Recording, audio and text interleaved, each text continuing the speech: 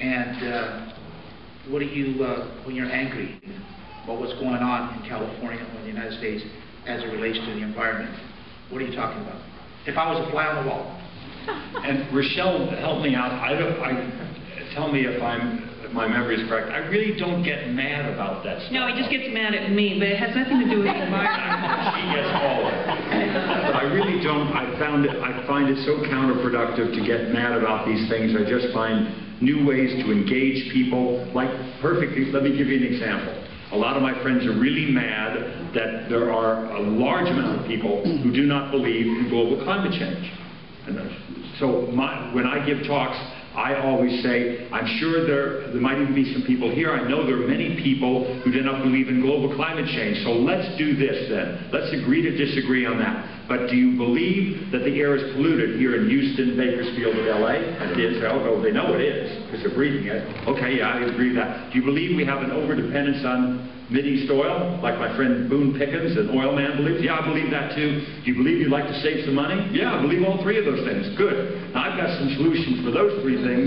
And oh, by the way, you're taking out an insurance policy if these PhDs on climate-related matters are correct about global climate change. You got an insurance policy you just bought about global climate change by doing those things, cleaning up the air in Bakersfield, Houston, and LA, lessening our dependence on Mideast oil, and putting money in your pocket. And people usually say, I go to red state, blue state places, and I engage people in that manner rather than fighting with them. So are you telling me this whole global climate change has gone into the political sphere? It's gotten very political. There's a great many people who do not believe it's the case.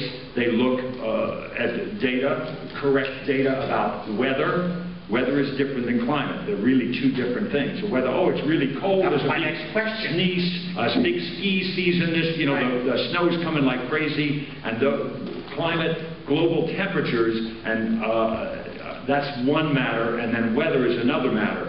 And they are interrelated, of course.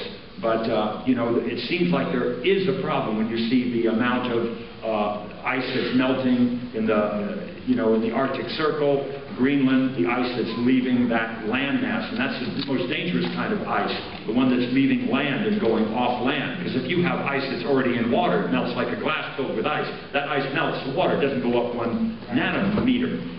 But when you have ice that's on the edge of the glass, and it's on land above the water, and that melts, then the level of water goes up. And so there's, the snows of Kilimanjaro are receding. You go to Glacier National Park, you go to Alaska's I haven't seen. There's something happening there. People disagree if man's involved or not. But to those people, I just say, why would, there's some solar activity that's creating that. Why would you put a febrile patient in a sauna? If you're a doctor, you got a patient with a fever, why would you say, I'm going to put you in an even hotter thing and put more greenhouse gases? So there's ways to deal with that. So I don't let these things get me angry. I just try to be very factual and find other ways to engage people that will be cost effective. I think it would be good to engage students of high school, college, any level about climate change. And here are my standards for this issue, any issue like this. Peer-reviewed studies, people with PhD after the name, who have a degree in that field, peer-reviewed. Science magazine, Nature magazine, somebody that you trust, National Geographic, those are the kind of standards. Don't find out about climate change from Ed Begley. How that was done, not kidding. Don't listen to actors about climate change. I say that, I mean it. But do not otherwise listen to radio talk shows about it either.